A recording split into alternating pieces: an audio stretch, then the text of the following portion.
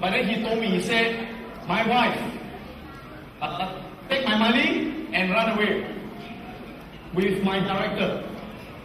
Right? So they cheated me, and that's why now I've got no money. I said, Adam, I'm a very good designer. I said, Adam, if you are my partner, we can make millions of dollars.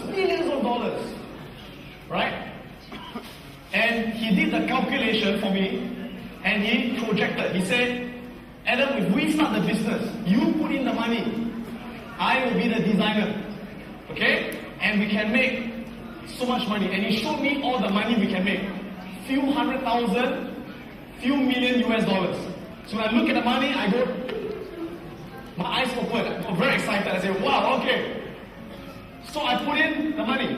I put in about $500,000 into the business. Do I know anything about interior design business? Nothing. But I thought, it's okay. He's the interior designer. Let him run everything. So I don't look at the bank. I don't look at the business. He run everything. And so the business was running. And every month he called me. He said, Adam, business very good. We closed the sales. We got so much sales. So I was very happy. I said, good. Oh. Okay? And a few months later, what happened was, a customer called me. And he said, we hired the company to do the house, the interior design. We pay the company, but they don't do the house. I said, why? So I went to check with my accountant in the company. I said, why is it the customer we're not building the house? After they paid the money. And the accountant said, we got no more money. I said, huh? What do you mean we got no more money? I thought there's very good sales. I thought I put $500,000. They say, no, there's no sales.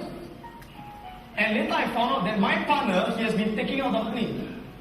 Every month he takes out the money and he spends the money. And when the customer hire the company, when they put in the money, instead of using the money to build a house, he take the money and he pay his old debts. He pay what he owe other people. And the next thing I knew what happened, the company had no more money. And many people started suing the company. Now that company has got two directors. I'm one director and my partner is one director.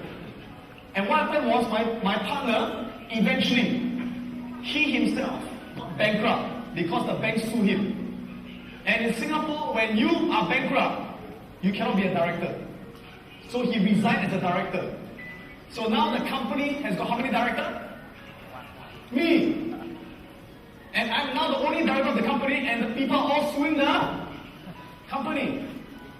So I had to go through my lawyers, and it was a very, very painful experience I went through. In the end, I lost a lot of money. And it affected my reputation as well. And after that, what happened? I said at first, it's not my fault. It's because of the partner is dishonest. The partner cheat my money, right? But later I told myself, if I blame him, then I will never learn the lesson. Next time, I will continue to be cheated by other people. So instead, I take responsibility. I said, the reason I lose my money is because I was greedy. It's because before I make the company my partner, I did not check his background. I did not monitor the business. And that is why I lost money. So I begin to take responsibility. Later, I found out, by talking to many people in the design industry, that this man has cheated many other people. I'm not the first one. I'm the fifth one. He has cheated many businessmen. So I told myself, it is my fault. I did not do my research. I did not do my due diligence. So because of that experience, today am I a better businessman? Let me go on to share with you the next concept that has helped me a lot. And the concept is this, that we know in life things don't always go the way we want. Life doesn't always go the way we want. But we have a choice to let things control our emotions. Or we can control our own emotions. And there's a formula I'd like to share with you, which is this. And the formula goes, E plus R equals to O. Right? And what does this mean?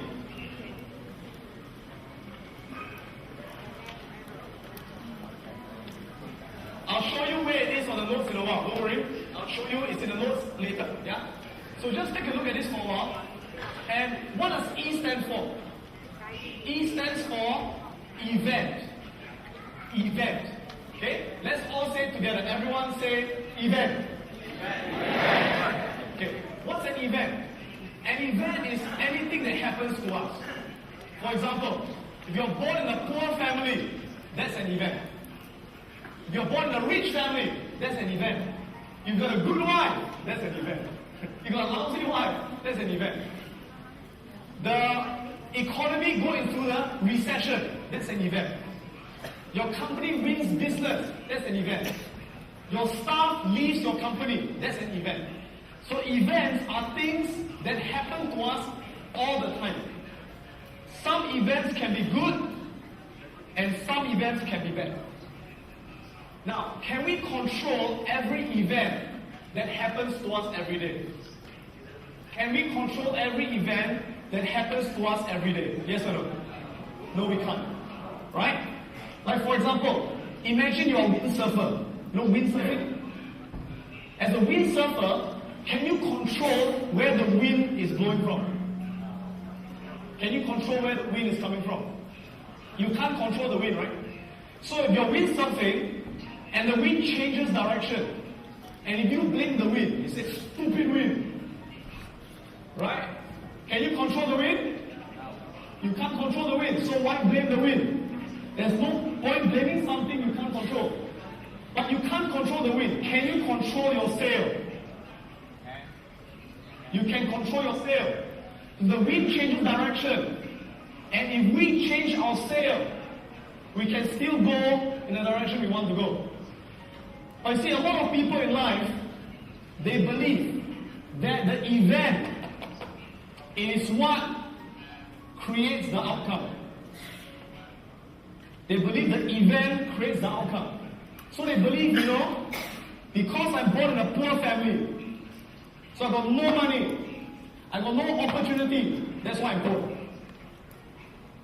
Or they believe that the economy is in a recession, so there's no customer, so that's why my company goes bankrupt.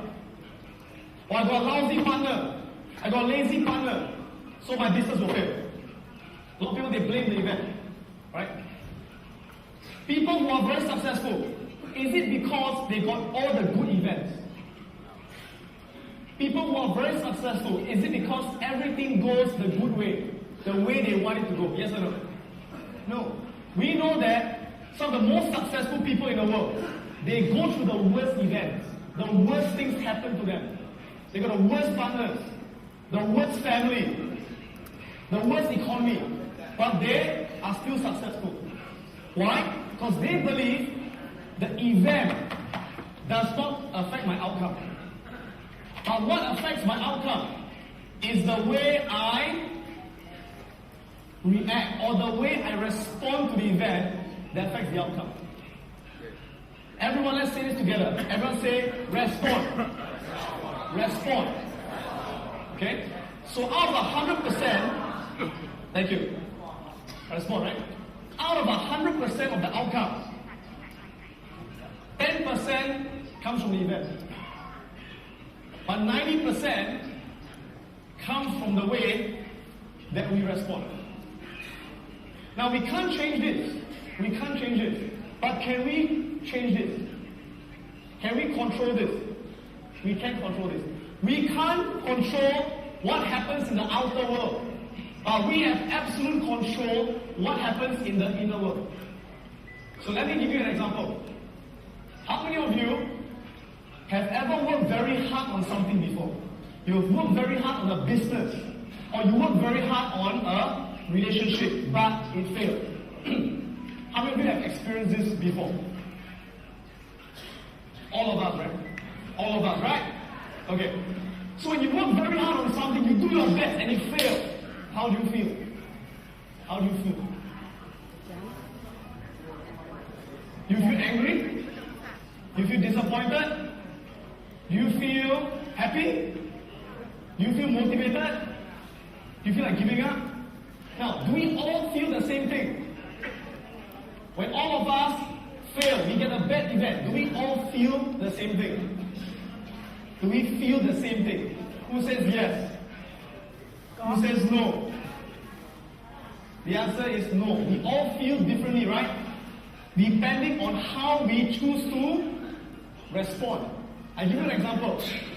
Let's say, for example, a person works very hard, but they lost the business.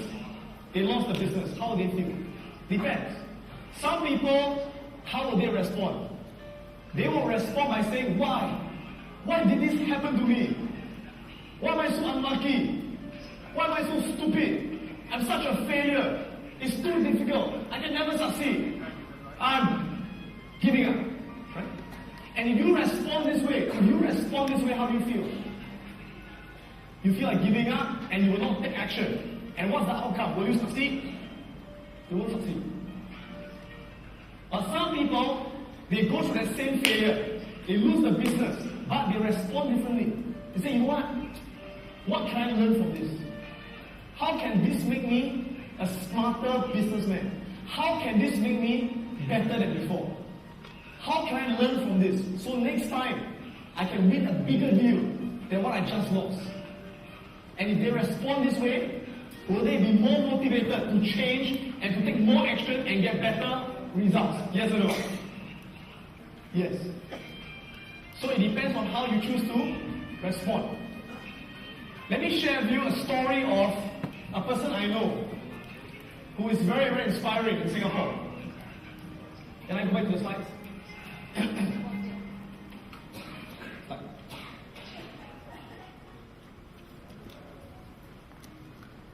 Okay. Let me tell you the story of this person. This person was featured on the front page of the newspaper in Singapore, and his name, he's the man in the center. He's the man in the center over here. This man, over here, the center. His name is Mr. Lim Yao Tong. And what happened was this man, many years ago, in his late 20s, when he was about 20 to 30 years old, in Singapore, he started a company called Emporium. And he worked very hard to build this company, Emporium, and he became one of the biggest shopping centers in Singapore. Right? One of the most famous shopping centers in Singapore. So last time, every time someone wants to buy something, they go to Emporium. Very famous. So he was a multi-millionaire. He was a successful businessman. But what happened? In the 1980s, as you know, Asia went into a very bad recession. And Singapore also went into a very bad recession. And he was hit with all the worst events. Singapore went into a recession, and many competitors from Japan, from America, from London, they came to Singapore. New shopping centers came. And his company did not change fast enough. His company did not improve. And people stopped coming to his company, to his shopping center. And after a few years, his business collapsed. His business went bankrupt. Can I go back to the slide, please? Go back to the slide. His business went bankrupt. And a few years after that, he himself was declared a bankrupt. He was declared a bankrupt, lost everything. And he was declared a bankrupt at the age of 72 years old. 72. Now, guess how much money he owed the bank? You know how much he owed the bank? He owed the bank about 60 million US dollars. He was 60 million US dollars in debt at 72 years old. Now, let me ask all of you a question. Imagine if you are 72 years old and you went bankrupt and you owed 60 million US. How will you respond? Most people, they'll say what? It's over. I'm too old. I'll never make it back. God, why do you do this to me? Why? Right? And they'll respond by saying what? I'd rather die. And they take the gun. But the amazing thing was this guy, Mr. Lim Yao Tong. Go back to the slide again, please. This guy, Mr. Lim Yao Tong. Okay? He had what we call the winner's mindset. The winner's mindset. Everyone say winner's mindset. Let's say together, winner's mindset. One more time, winner's mindset. He had the winner's mindset. What happened was, when he lost everything, the reporters in the newspapers, they came to interview him. And they asked him, how do you feel? How do you feel, right? The last 30 years, all your money is all gone. You are lost all your money. How do you feel? You know what he said? He said, it's not gone. I'm still a millionaire. I'm still rich. They said, huh? Are you okay? Are you crazy? You're bankrupt. I mean, you're rich. And he said, this man said, he said, my true wealth, my true riches is not how much money I have in the bank. My true wealth is not what is in a car, it's in a house. He said, my true wealth is what is here. He said, my true wealth is my mindset, my ideas, my experience, my knowledge. He said, here I'm still a millionaire. And he said, they can take away my house, they can take my car, they can take all my money, but they cannot take my mindset. And he said, as long as I'm still a millionaire here, you know what? I will make it back here. And he said, at 72 years old, I will start all over again. I'll start all over again.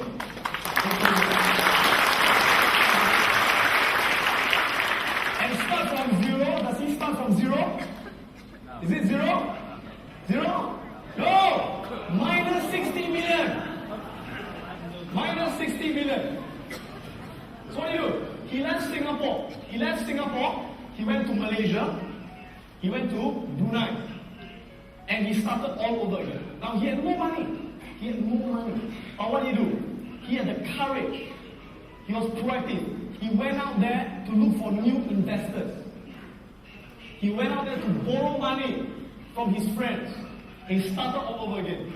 And 10 years later, at the age of 82 years old, what happened? He made back all his money. And he became a millionaire once again. So what's the lesson I have to share is this? Right? Then every time I read this article, I get very inspired myself. Because it reminds me that I should never ever give myself excuses. When I think I'm too old, hey, there are people older than me. When I think that I got no money, there are people who are worse than me. Right? But it is not our event. It is how we respond. That is what makes the difference. How many of you here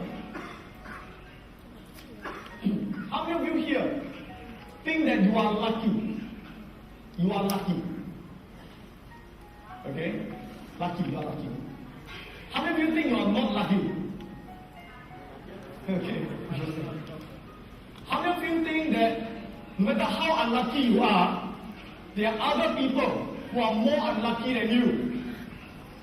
There are other people who are more unlucky than you. If you think you're unlucky, there are people who are worse. And some of these people could be even more successful. Is that possible? Is that possible?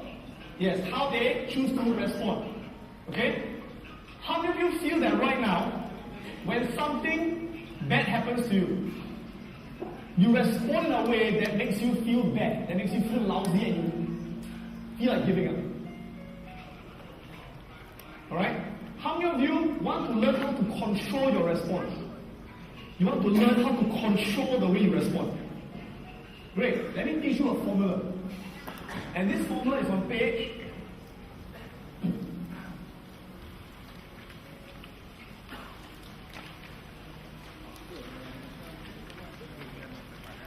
Page 8. Okay, go to page 8. And on page 8, now I'll need the camera. I need the slides from now on. Just focus on the slides.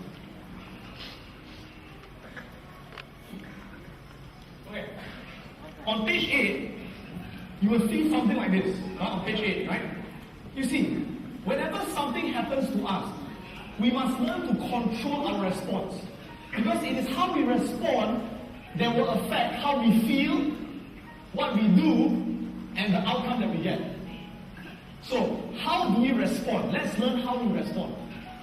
You see, whenever something happens to us, Whenever something happens to us, we always respond in three ways. Three ways. How many ways?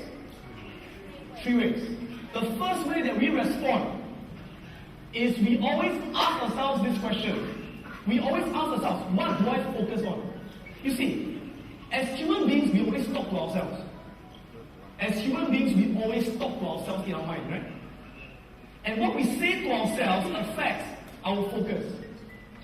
So the first thing is, what do I focus on? So some people, when bad things happen to them, what do they focus on? They focus on this question. They ask themselves, why did this happen? Why did this happen to me? Right? And some people, they focus on this question. Who's to blame? Whose fault is it? And some people ask themselves this question, what have I lost? What have I lost? So imagine, that man was 72 years old, right? Mr. Lim. When he went bankrupt, when he lost all his money, imagine if every day he keep thinking, why did this happen to me? Why did this happen to me? Will he get an answer? No. If he keep asking, why did this happen to me? He will never find an answer. Imagine if he keep thinking, who's to blame? Who's to blame? Whose fault is it? The recession's fault. My competitor's fault.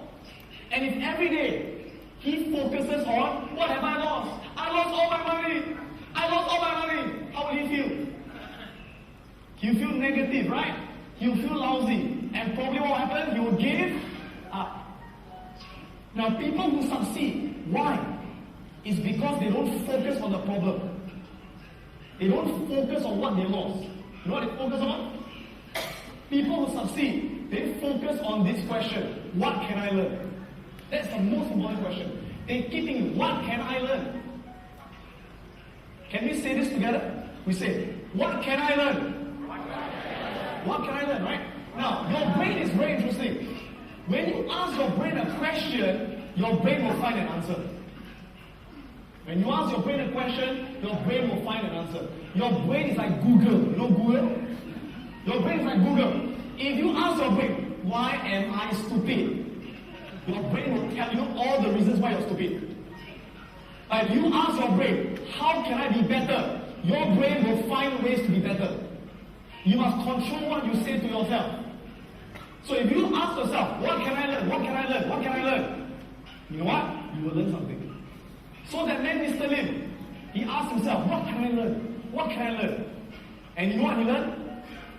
He learned that his business must keep improving. His business must keep changing. All competitors will take it away. That's what he learned. And he focused on the next question, which is, what do I have? You see, losers always focus on what they don't have, and they feel lousy. I don't have money, I don't have time, I don't have this, I don't have that. Winners always focus on what they have. So that man, Mr. Lim, he focused, what do I have? What do I have? He doesn't have money, but what does he have? He has mindset. Yes, he has got his mindset. He's got his experience. He's got his health. He's got his friends, right? And when he starts to focus on what he has, he begins to feel motivated. You gotta focus on what you have. And the final thing, he did not focus on what he lost. He focused on, how can I turn this around? How can I make the money back? How can I make the money back? So in other words, don't focus on the problem, focus on the solution. And when he begins to focus on it, he gets motivated. So the first thing is, focus on what you can learn, focus on what you have, and focus on how you can turn it around. The second way we respond is we ask ourselves this question, what does this mean? What does this mean? What does this mean? You see, the interesting thing is this. The same thing can happen to two people, but it means different things to them. Okay, let's imagine, one day, you are walking down the road. Okay? Walking down the road. And suddenly a tree fell, okay? And it missed you just by 1 second. So if you are too late, you die. But the tree fell and you did not die. You were saved by 1 second. Now, if that happens to you, how do you feel? Okay, how many of you would feel lucky, like, wow, I'm so lucky, and you will go to the casino and gamble? Okay, how many of you would say, no, this is not luck? It's because God saved me. It's because I'm not meant to die. It's because I'm meant for greater things. And God helped me to be saved, so I can be making a difference in the world. And you feel inspired, and you go and make a difference. True? So, different people, they've got different meaning, right? I'll give you an example. It's like, for example, let's imagine you're married for 10 years. And one day, your wife or husband says to you, I'm going to leave you. I don't want you. Goodbye. What's the meaning? Some people say, oh my God, my wife leaves me. It means no one will love me anymore. It means I'll be lonely the rest of my life. It means I'm useless, right? But some people, if the wife leaves them, they say, good, good, good. I find better wife. I find a better wife or better husband who loves me even more. It's a blessing, right? So is it good or bad? It depends on the meaning that you give to it. What is the meaning? So some people, when things happen to them, they see it as a curse. They see it as bad luck. But some people, they say it's not bad luck. It is a blessing in disguise. It's a blessing in disguise. Some people, when bad things happen to them, they think bad luck. But some people think it's not, it's a test. I'm being tested. Life is testing me. Or they believe God is testing me, if they believe in God. Okay? Some people, they see things as a loss. Other people, they see it as an opportunity. So what is the meaning you give? Losers always see things as a loss. Winners see things as an opportunity. What is the meaning you give? The third way we respond is we ask ourselves this question. What am I going to do? Can we say this together? What am I going to do? What am I going to do? Can we say this? Ready? What am I going to do? What am I going to do? Okay. So what do some people do? Some people, when bad things happen to them, they do nothing. Oops. Some people, they do nothing. Right? They just complain. But some people, when bad things happen to them, they will take action. But they take destructive action. They take negative action. They say, my wife leaves me, I will kill her. I'll kill another. Okay. But some people, they take creative action. They say, my wife leaves me, never mind, go. I find a better one. What is the action we take? True? So, for Mr. Lim, who is 72 years old, when he went bankrupt, what is the meaning he gave? He said, it is a test. It is a test, and he started to take new action. Let me show you one last thing, okay, before we take our lunch break in a while. Show you one last thing. So once again, let me ask you a question once again. How many of you think you are lucky?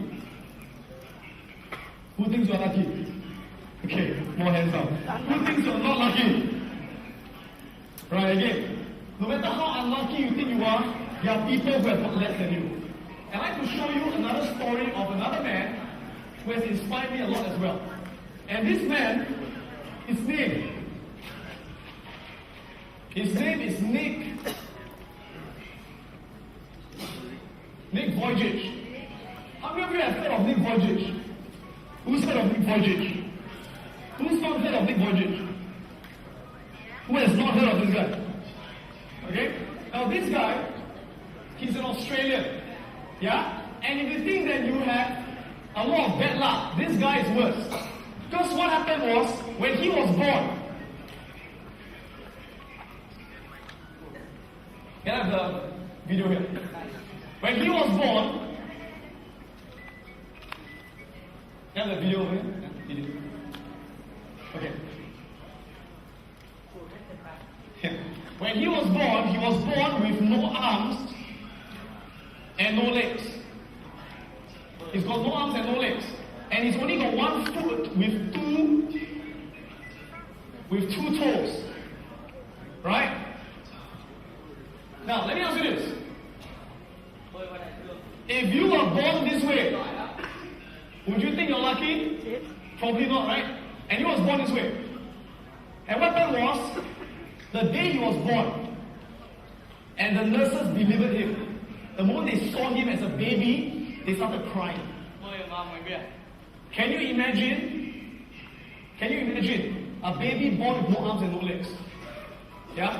And then the father who saw his firstborn son being born, he was so shocked. It was not a happy day. He ran out of the hospital and he threw up. And that was the day that he was born. Imagine the day you are born, your parents are not happy. Your parents are sad. It's a tragedy. But after he was born, the doctors told the parents, they said, your son has got no arms and no legs. Next time he'll never be able to stand. He'll never be able to walk.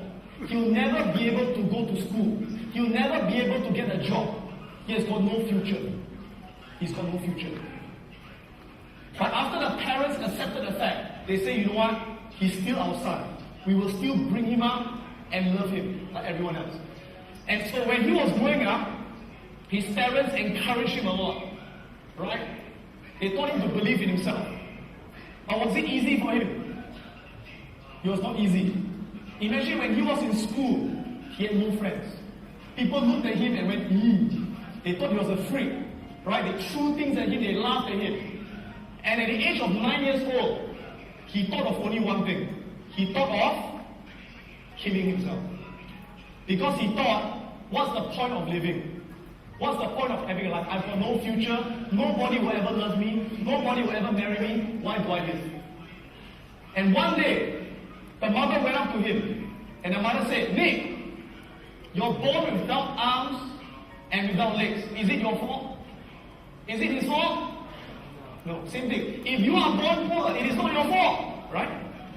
If you're born rich, it's also not your fault. But the mom said, Nick, you have a what? You have a what? Choice. Can we say this together? Everyone say choice. You have a choice. Thank you. You have a choice. What's the choice? Can I go back to my slides? Back to my slides. He said, you have a choice of what you want to focus on. Or what you want to focus on. You see, at first, Nick, what did he focus on? In the past, he kept focusing on, why did this happen to me? Why this happened to me? And he focused on who's to blame, whose fault? God's fault, make me like that. And he focused on what he lost. He said, I've got no arms, I've got no legs. Think about it. If you focus on the first three things, how would you feel? You feel like giving up, you feel negative, right? But the mom taught him, change your focus. Change your focus. And he began to focus on, instead, what can I learn from this? He asked her, what can I learn? And he found an answer. Remember Google? When he asked himself, what can I learn? He realized, you know what I can learn? I can learn how to do things without arms and legs. I can learn to do things without arms and legs. And he began to focus on, what do I have? He stopped focusing on what he doesn't have. He focused on, what do I have? And you know what he has? He said, I can talk. I can speak. It's a gift. I can see. There are people who are born blind. It's a gift. I can think. It's a gift. And when he began to focus on what he has, he began to get the confidence, the motivation. And he focused on, how can I turn this around? How can I turn the problem into an opportunity? But what's the most important thing?